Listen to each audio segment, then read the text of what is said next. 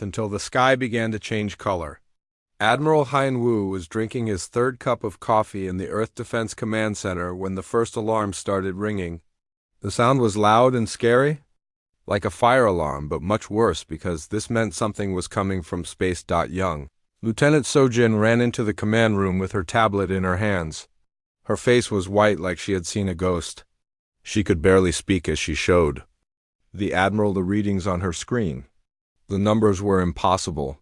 3,000 objects were appearing in space around Earth, and they were all huge. Captain Bioram stood by the big window that looked out into space. He had been watching the stars for 20 years, but he had never seen anything like this. The alien ships were appearing one by one like magic tricks. Each ship was bigger than the biggest building on Earth. They were dark and shiny, and they moved in perfect lines like they were dancing. The alien fleet formed a circle around Earth. The ships were so big they blocked out parts of the sun. People on Earth could see them without telescopes. Children pointed at the sky and asked their parents what the dark shapes were. The parents did not know what to say. Dr. A.A. was the smartest person on Earth when it came to studying aliens. She had spent her whole life waiting for this moment. But now that it was happening, she felt scared and excited at the same time. She ran to her computer and started taking pictures of the alien ships. She wanted to learn everything about them. The alien ships did not attack. They just stayed there in space waiting for something. The waiting was the worst part. People all over Earth stopped what they were doing and looked up at the sky. Traffic stopped moving. Schools closed early. Everyone was afraid, but nobody knew what to be afraid of. Then the message came. Commander Jinho was the first person to hear the alien voice. It came through all the radios and televisions on Earth at the same time. The voice was smooth and calm, like a teacher talking to small children. But there was something mean about it, too. Something that made people angry. The alien spoke in perfect Korean first, then English, then Chinese and Arabic and Spanish and dozens of other languages. The alien knew every language on Earth. This meant they had been watching humans for a long time. They had been studying and learning and planning. The alien said they were called the Galactic Hegemony. They ruled 47 different worlds, with billions of people living on them. They had been conquering planets for hundreds of years. They were very good at it. They had never lost a war. The alien commander appeared on every screen on Earth. He was tall and thin with skin that looked like crystal. His eyes were big and purple, and there were 4 of them. He wore clothes that seemed to be made of light itself. He looked beautiful and terrible at the same time. The alien smiled, but it was not a nice smile. It was the smile of someone who thought they were better than everyone else. He spoke to humanity like they were children who had been caught playing with something dangerous. His words were polite, but his tone was insulting. He told humans that they were surprisingly clever for such a primitive species. He said it was impressive that humans had learned to build spaceships and computers. He talked about human achievements the way adults talk about a child who has learned to tie their shoes. The alien commander said that humans had exactly 72 hours to surrender. If they did not surrender, the galactic hegemony would destroy Earth completely. But he said this like he was doing humans a favor, like he was being very generous by giving them a choice. The worst part was what came next. The alien offered to let humans live if they surrendered, but they would have to work as slaves for the galactic hegemony. They would build things and grow food and do all the hard work while the aliens lived in comfort. The alien made this sound like a wonderful opportunity. He said that humans should be grateful for this chance. Most species they conquered were not allowed to live at all. Humans were special because they were so entertaining. The aliens found human culture amusing. They wanted to keep humans around like pets. President Taeyang was watching the message from his office. He was the leader of Earth, and he had dealt with many difficult situations before, but nothing had prepared him for this. He felt anger burning in his chest like fire.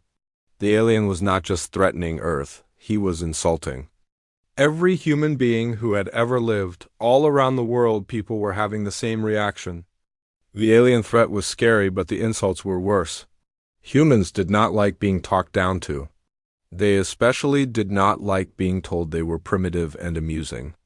The alien had made a big mistake. Dr. Eugen was a physicist who studied how energy worked. She was looking at the alien ships through her telescope. She could see the energy patterns around them. The ships were powerful, but they were not using the most advanced technology. They were actually using old-fashioned methods that humans had stopped using. Years ago, engineer Kyung-ho was studying the ship designs.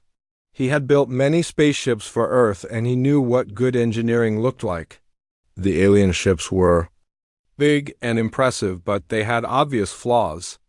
They were not as perfect as the aliens wanted everyone to believe. The alien message ended with a countdown timer, 72 hours. The numbers appeared on every screen on Earth. They were bright red, and they counted down second by second. The aliens wanted humans to watch the time running out. They wanted them to feel afraid, but something unexpected was happening. Instead of panic, there was anger. Instead of fear, there was determination. The alien commander had made humans mad. And that was a very dangerous thing to do. Lieutenant Sojin looked at Admiral Hyen-woo and said what everyone was thinking. The aliens had not just threatened Earth, they had insulted it. They had talked to humans like they were stupid children. They had made fun of everything humans had built and achieved. The Admiral nodded slowly. He understood that this was not just about survival anymore. This was about respect. The aliens thought humans would be easy to defeat because they seemed weak and primitive. They were about to learn that humans did not like being underestimated. The countdown continued. 71 hours and 53 minutes. But instead of preparing to surrender, Earth was preparing something else entirely. Something the galactic hegemony had never seen before. Something that would change the galaxy forever. The aliens thought they knew everything about humans. They had studied human languages and technology and culture. But they had missed the most important thing about humanity. They had not learned that humans do not like bullies. And they really do not like condescending bullies who think they are better than everyone else. The stage was set for the most unusual war in galactic history. A war that would be won not with weapons, but with something far more powerful. Something that would make the mighty galactic hegemony wish they had never heard of a small blue planet called Earth. Or a desperate last stand, but with the most humiliating surrender in galactic history. Supreme Chancellor Vorthak arrived at Earth in his personal flagship requesting a meeting with human leadership. The request was broadcast across the galaxy and everyone understood what it meant. The mighty galactic hegemony was asking for peace terms. The Supreme Chancellorship was impressive, but it flew alone. The great fleets that had once terrorized the galaxy were scattered and broken. Most had been destroyed in rebellions or had defected to the Free Species Alliance. The empire that had ruled 47 worlds was crumbling. President Taeyang stood in the United Nations building surrounded by representatives from dozens of species. The room was filled with beings who had been enslaved by the hegemony for generations. They had come to witness the end of their oppression. The Supreme Chancellor entered the building, flanked by his bodyguards. He was still an impressive figure, standing 3 meters tall with his crystalline skin gleaming under the lights, but he moved like a defeated man. His shoulders were slumped and his multiple eyes looked tired. Ambassador Yunsu had been chosen to deliver the terms of surrender. She was a diplomat who specialized in difficult negotiations. But this was not really a negotiation. The hegemony had no power left to bargain with. The terms presented by the Free Species Alliance were devastating. The hegemony would release all conquered worlds immediately. They would provide reparations for the damage they had caused during their reign of terror. They would submit to oversight by a galactic council, but the most insulting requirement was that all hegemony officials would be required to attend classes on proper diplomatic behavior. The classes would be taught by human instructors who would help them learn civilized ways of interacting with other species. Ambassador Yunsu delivered these terms with the same condescending politeness that the aliens had used in their original surrender demand. She spoke to the Supreme Chancellor like he was a child who had been caught. Misbehaving. She praised the hegemony for being surprisingly mature for such an aggressive species. She said it was impressive that they had finally learned to ask for help instead of trying to solve their problems with violence. The ambassador offered to help the former hegemony learn more civilized ways of handling their emotions. She suggested that they might benefit from anger management courses and classes on building healthy relationships with their neighbors. The Supreme Chancellor sat in his chair listening to these insults with growing rage. But he had no choice except to accept them. His empire was defeated and his people were suffering. He had to sign the treaty or watch his civilization collapse completely. The treaty was written in the same multiple languages that the hegemony had used for their threats. But it was called the Galactic Civility Accords, and it included detailed instructions on proper behavior for former conquerors. The signing ceremony was broadcast live across the galaxy. Billions of beings watched as the Supreme Chancellor picked up the signing stylus with trembling hands. He had conquered worlds and destroyed civilizations, but now he was reduced to signing a document that treated him like a scolded child. The moment the treaty was signed, celebrations began on every world that had been freed from hegemony rule. The celebrations lasted for weeks and became known as the Great Liberation Festival.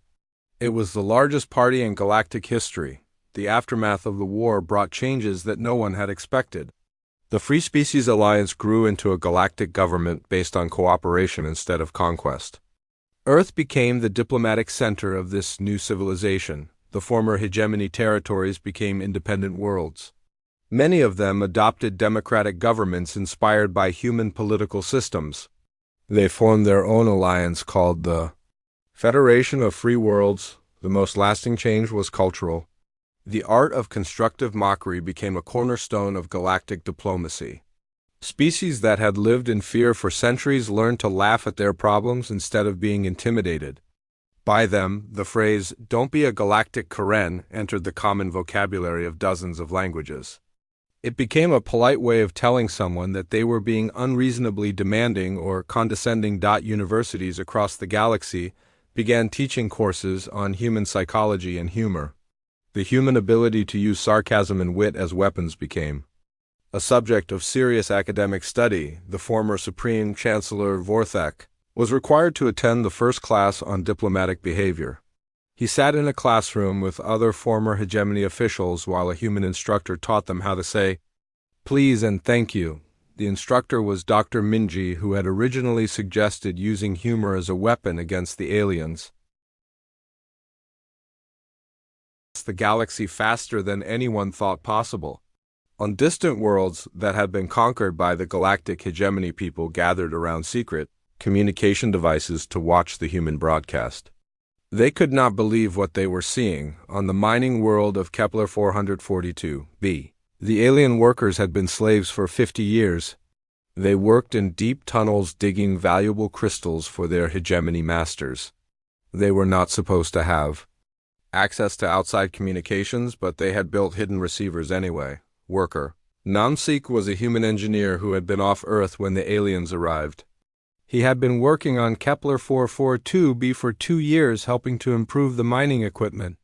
When the other workers saw the human broadcast, they surrounded him with questions. The alien workers had never seen anything like the human response. They had watched species after species surrender to the hegemony without fighting. They had seen proud civilizations reduced to begging for mercy. But humans had done something completely different. Namseek translated the more subtle jokes that the aliens had missed. He explained how humans had used politeness as a weapon. He showed them how every compliment the president had given was actually an insult in disguise. The alien workers laughed until their sides hurt, but the laughter was different from normal laughter. It was the laughter of people who had been afraid for so long that they had forgotten what hope felt like. The human broadcast had reminded them that their oppressors were not gods. They were just bullies who could be challenged. The news reached the capital world of the hegemony within 3 days. Supreme Chancellor Vorthak was in his crystal palace when his advisors brought him the reports. At first he did not believe what he was hearing.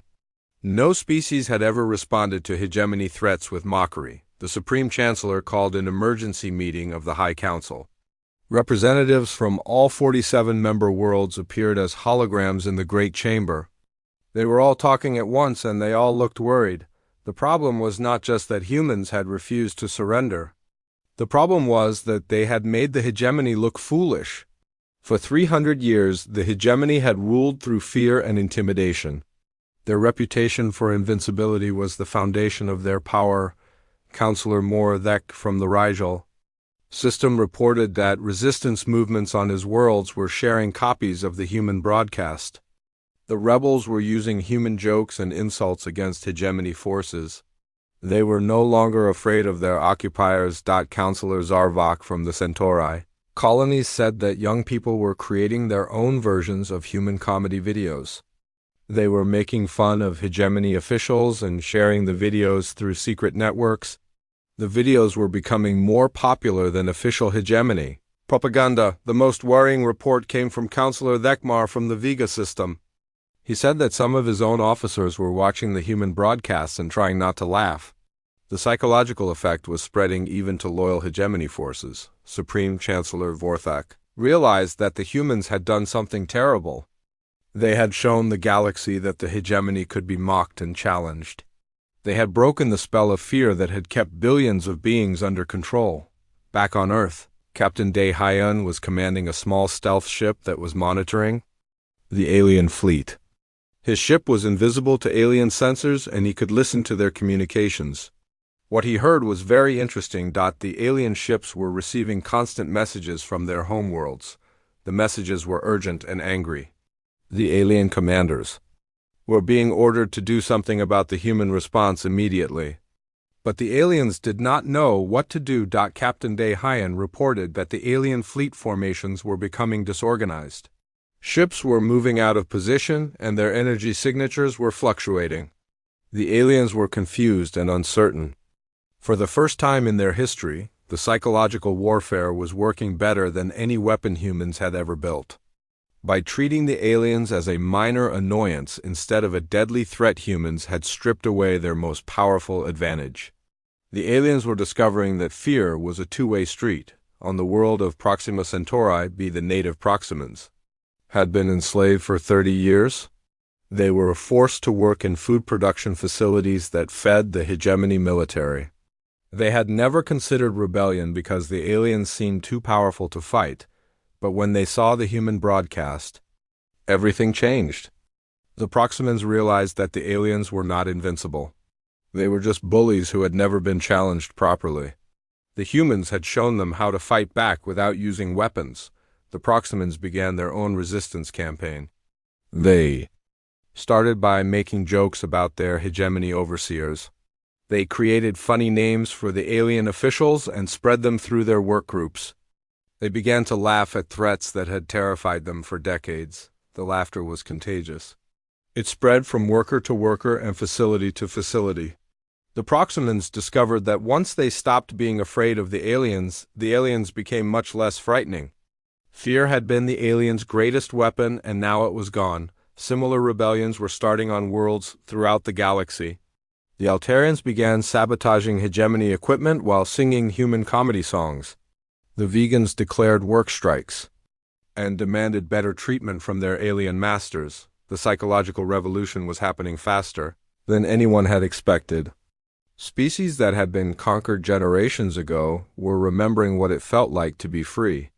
They were learning that oppression only works when people believe it is inevitable. Dr. Sung-hee was Earth's new ambassador to alien species. She had been chosen because she was good at understanding how different beings thought and felt. She was receiving messages from resistance groups across the galaxy. The messages all said the same thing. The human response had given them hope. It had shown them that the hegemony was not invincible. It had taught them that sometimes the best way to fight tyrants is to refuse to take them seriously. Dr. Sung-hee realized that humans had accidentally started a galactic revolution. They had not intended to inspire rebellions across the galaxy. They had just been responding to an insult in a typically human way. But their response had changed everything. The hegemony was facing its worst crisis in 300 years. Their empire was built on fear and intimidation, but fear was being replaced by laughter. Their reputation for invincibility was being destroyed by human humor. Supreme Chancellor Vorthok understood that the situation was spiraling out of control. The human response had to be stopped before it inspired more rebellions. He began planning a demonstration of hegemony power that would restore fear to the galaxy, but he did not understand that he was already too late. The damage had been done. The galaxy had learned that the Emperor had no clothes. The hegemony would never be feared in the same way again. The humans had proven that sometimes the most powerful weapon is not a gun or a bomb. Sometimes the most powerful weapon is the courage to laugh at bullies and refuse to be intimidated. A galaxy was learning this lesson, and it would change everything. Of cameras in the biggest room in the United Nations building. Leaders from every country on Earth were standing behind him. They all looked calm and confident, like they were about to announce something good instead of responding to an alien invasion. The president had spent all night talking to the smartest people on Earth. Scientists and soldiers and teachers had all given him ideas. But the best idea had come from his youngest advisor, a woman named Dr. Minji, who studied how people think and feel. Dr. Minji had told the president something very important. She said that bullies only have power when people are afraid of them. If you're not afraid of a bully, then the bully becomes powerless. The aliens were just bullies from space. Very big bullies with very big ships, but still just bullies. The president looked directly into the camera and began to speak. His voice was calm and relaxed, like he was talking to old friends. He did not look scared or worried. He looked like someone who had just heard a funny joke and was about to share it. He started by thanking the aliens for their message. He said it was very entertaining to watch. He said that humans had not laughed that hard in years. The aliens had managed to make the entire planet laugh at the same time, which was actually quite impressive. The president said that humans had received the surrender demand, and frankly, they were not impressed. He said the alien technology might be advanced, but their manners were terrible. He also mentioned that their big ships were blocking satellite television signals and people were missing their favorite shows. This was not what the aliens had expected to hear. On their command ship, the alien officers looked at each other with confusion. No species had ever responded to their threats with jokes before. They did not know what to do with this reaction. Engineer Kyung-ho was the next person to speak. He had studied the alien ships very carefully, and he had found many problems with their design. He explained these problems in detail using simple words that everyone could understand. Kyung-ho pointed out that the alien ships were using fusion technology that humans had abandoned 20 years ago. He said this was like showing up to a car race with a horse and buggy. He also noticed that the ships had no backup power systems, which meant they would be helpless if their main engines failed. The engineer showed pictures of the alien ships on a big screen. He used a red marker to circle all the design flaws. There were many circles. He explained that the ships looked impressive, but they were actually poorly built.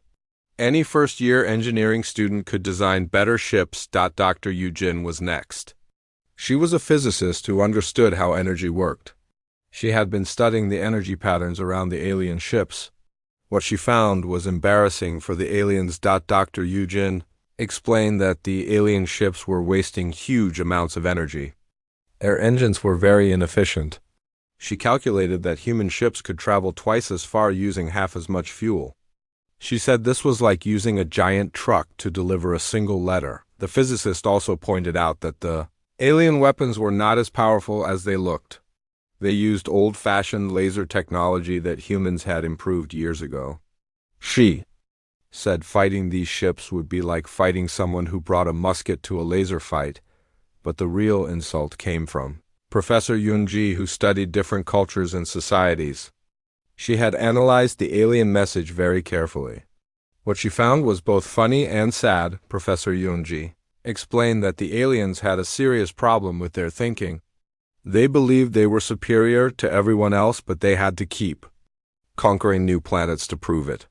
This meant they were actually very insecure and needed constant validation. She pointed out that truly advanced civilizations did not need to threaten others to feel important. They were confident enough to make friends instead of enemies. The aliens were like schoolyard bullies who picked on smaller kids because they felt bad about themselves. The professor said that the alien society was probably very unhappy. People who were truly successful and advanced did not spend their time attacking others. They spent their time creating beautiful things and solving problems and helping their neighbors. She suggested that the aliens might benefit from therapy to deal with their obvious emotional problems. She offered to recommend some good books about building self-confidence and making friends. The president returned to the microphone for the final part of the message. He looked directly at the camera and smiled. It was a kind smile, but also a little bit mocking. He delivered the final insult in a voice that was polite but clearly condescending. He said that if the aliens wanted to discuss terms, they were welcome to send a representative down to Earth for tea. He said that humans would try to find cups big enough for their apparently oversized egos. He also offered to teach them proper manners since they obviously had never learned how to be polite. The president ended by saying that humans were always happy to help less advanced species learn how to behave in civilized society. He said this was part of being a mature and responsible species.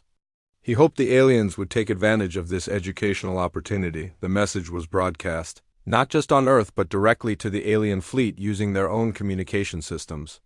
Every alien ship received the human response.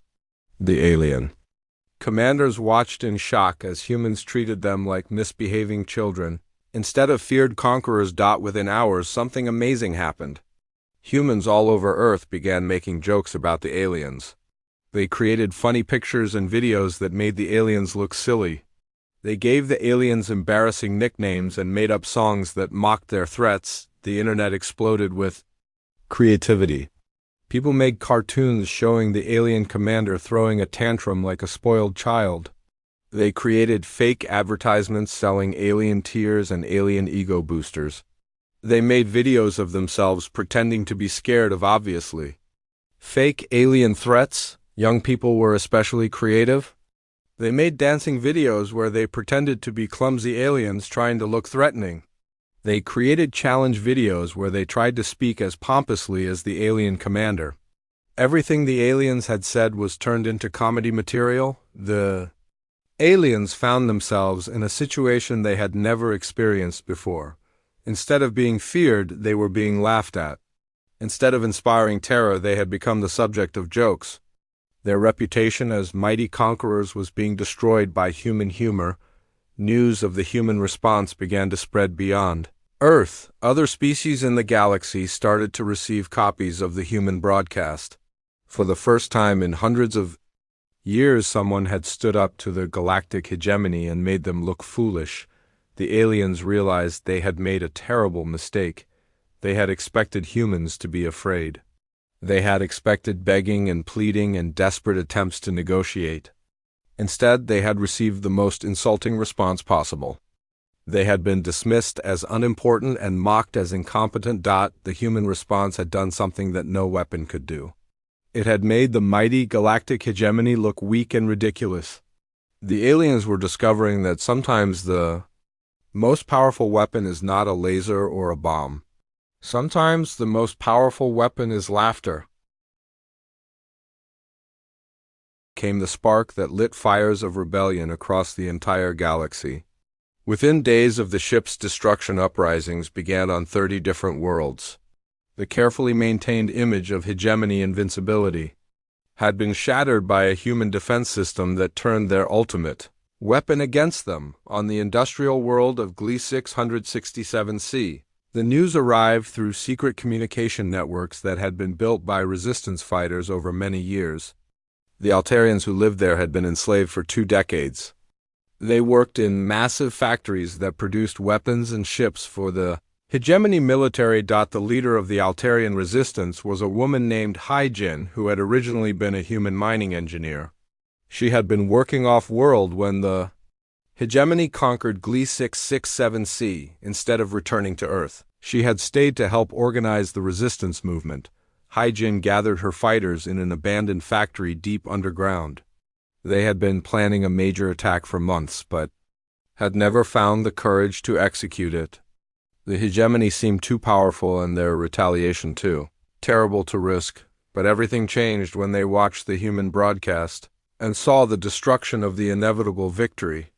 If humans could turn the hegemony's own weapon against them, then perhaps the aliens were not as invincible as they seemed. Hyjin stood before her fellow fighters and spoke with passion and conviction. She told them that the time for hiding was over. The humans had shown them that the hegemony could be defeated. Now it was time for the Altarians to prove that they deserved to be free. The resistance attack began at dawn with coordinated strikes on 12 different targets. But this was not a normal military assault. Hyjin had learned from the human example. She understood that psychological warfare was just as important as physical warfare. The Altarian fighters sang human comedy songs while they attacked. They painted funny messages on the walls of hegemony buildings. They used humor as a weapon to demoralize their enemies, just as the humans had done. The hegemony garrison forces were completely unprepared for this type of assault. They had been trained to fight conventional battles against conventional enemies. They did not know how to respond to attackers who made jokes while they fought. The psychological impact was devastating. The hegemony soldiers found themselves laughing at the Altarian humor even as they tried to fight back. It was impossible to maintain military discipline when the enemy was making you laugh. The rebellion spread to other worlds at incredible speed. On Proxima Centauri, the native Proximans had been planning their own uprising for weeks. The destruction of the inevitable victory gave them the confidence they needed to act. The Proximans launched a coordinated attack on all major hegemony installations on their world. They used tactics that combined human creativity with their own natural abilities. They were excellent at camouflage and stealth, which made them perfect. Guerrilla fighters, the Proximans captured the planet's capital city in less than 6 hours. They renamed it New Freedom and declared their world an independent republic. They broadcast their Declaration of Independence using equipment captured from the hegemony. The vegan colonies went even further. They had been the most oppressed of all the hegemony's subjects. They had been forced to work in dangerous chemical plants that produced materials for alien weapons.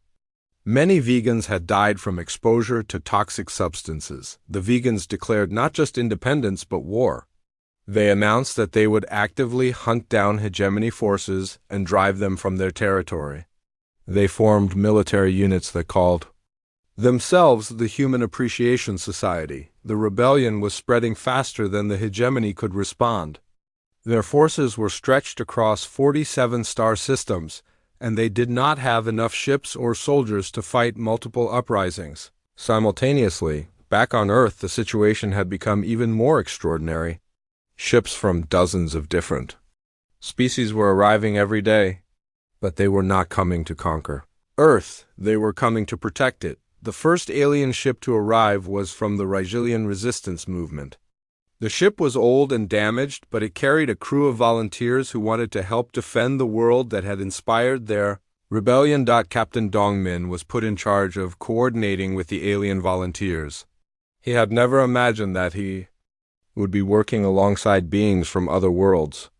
But the situation had created the strangest alliance in galactic history. The Rigelian captain was a being named Zet Kala, who had been fighting the hegemony for 15 years. He told Captain Dongmin that humans had done something incredible. They had shown the galaxy that the hegemony was just another group of bullies who could be defeated. More ships arrived every day. The Proximans sent 3 vessels filled with their best fighters. The Altarians contributed 2 ships loaded with advanced weapons they had stolen from hegemony arsenals. The vegans arrived with a fleet of converted cargo ships. Dr. Sung-hee found herself serving as Earth's first ambassador to multiple alien species. She had to learn dozens of different languages and customs. But she discovered that all the alien refugees shared the same basic desire for freedom. the alien volunteers, brought stories of oppression and cruelty that made the humans angry. They told of worlds where entire populations had been enslaved. They described planets where the hegemony had committed genocide against species that resisted too effectively. The humans realized that their conflict with the hegemony was about more than just Earth. It was about the future of the entire galaxy. The aliens had created an empire based on fear and oppression. Someone had to stop them. The Free Species Alliance was formed in a ceremony on the steps of the United Nations building. Representatives from 15 different species signed a treaty declaring their commitment to ending hegemony rule. The Alliance chose Earth as their headquarters because humans had been the first to successfully resist the hegemony. The other species recognized that human creativity and determination had made their own rebellions possible. The political situation in the hegemony empire was becoming desperate. Supreme Chancellor Vorthak was losing control of his own government. The High Council was demanding explanations for the military disasters and the spreading rebellions. The hegemony economy was collapsing as trade routes were disrupted and entire sectors declared independence. The cost of maintaining control over rebellious worlds was becoming impossible to sustain. Several hegemony member worlds were considering switching sides. They had joined the empire because they thought it was strong and stable. But the recent events had shown that the empire was neither strong nor stable. The rebellion had become a revolution. What had started as a human response to an insult had grown into a galactic war for freedom. Species that had been enslaved for generations were remembering what it meant to be free. The hegemony was facing its worst crisis in 300 years. Their empire was falling apart and their enemies were getting stronger every day. The human example had inspired a galactic awakening that could not be stopped. The galaxy had learned an important lesson. Oppression only works when people believe it is inevitable. Once people realize that their oppressors are not invincible, the oppression becomes vulnerable to resistance. The humans had taught the galaxy how to laugh at tyrants. Now the galaxy was learning how to fight them. The age of the galactic hegemony was coming to an end and a new age of freedom was beginning. Forth in his crystal palace like a caged animal. Reports from across the galaxy were getting worse by the hour. Rebellions were breaking out on 17 different worlds. The human response had become a virus that was spreading faster than his forces could contain it. The Supreme Chancellor had built his entire career on the fear that the hegemony inspired. He had risen to power by being more ruthless than his rivals. He had conquered more worlds and destroyed more civilizations than any leader in hegemony history. But now a species of primitive humans was making him look like a fool. His advisors stood around him in a nervous circle. They had never seen their leader so angry. The Supreme Chancellor was known for his cold, calculating nature. He made decisions based on logic and strategy. But the human insult had driven him to rage. Advisor Mordek suggested that they should simply ignore the human response. He said that if they did not react, the galaxy would eventually forget about the incident. The rebellions would die down and order would be restored. But the Supreme Chancellor knew this was wrong. The human response had already done too much damage. Every day they waited made the situation worse. The galaxy was watching to see how the mighty hegemony would respond to being mocked. Advisor Zarvok suggested negotiating with the humans. He said that perhaps they could reach some kind of agreement that would satisfy both sides. Maybe the humans would stop their mockery if the hegemony offered them better terms. The Supreme Chancellor rejected this idea immediately. Negotiating with the humans would be seen as weakness. It would prove that the hegemony could be challenged and forced to compromise.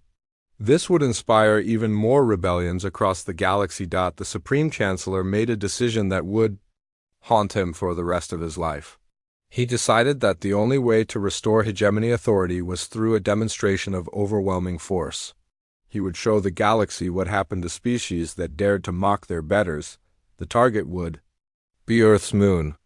The hegemony possessed weapons that could destroy entire planets. They would use these weapons to turn the moon into dust and debris. The destruction would be broadcast across the galaxy as a warning to anyone who thought the hegemony was weak. The order was transmitted to Fleet Admiral Morthak, who commanded the invasion force at Earth. The Admiral received the message while he was studying reports about human defenses. He was not surprised by the order. He had expected the Supreme Chancellor to escalate the situation. The flagship of the hegemony fleet was called the Inevitable Victory. It was the largest and most powerful warship ever built. The ship was 5 kilometers long and carried weapons that could crack planets in half. It had never been defeated in battle. Fleet Admiral Morthak ordered the Inevitable Victory to move into position above Earth's moon. The massive ship cast a shadow over the lunar surface. Every human on Earth could see it through telescopes. It looked like a dark metal mountain floating in space. The planet-cracking weapon began to charge. The process took several minutes and created a visible energy field around the ship. The weapon drew power from the ship's main reactor and focused it into a beam that could destroy entire worlds. But the humans had been preparing for this moment. Dr. Wu Jin had been working on a secret project ever since the aliens arrived. She had been building something on the moon that looked like ordinary mining equipment. But it was actually the most sophisticated defense system ever created. The lunar defense grid consisted of quantum mirrors that could reflect energy beams back at their source. The mirrors were hidden beneath the surface of the moon and connected by a network of underground cables. The system had been built in complete secrecy. Captain Su Young was in charge of the defense grid. She had been watching the alien ship charge its weapon and waiting for the perfect moment.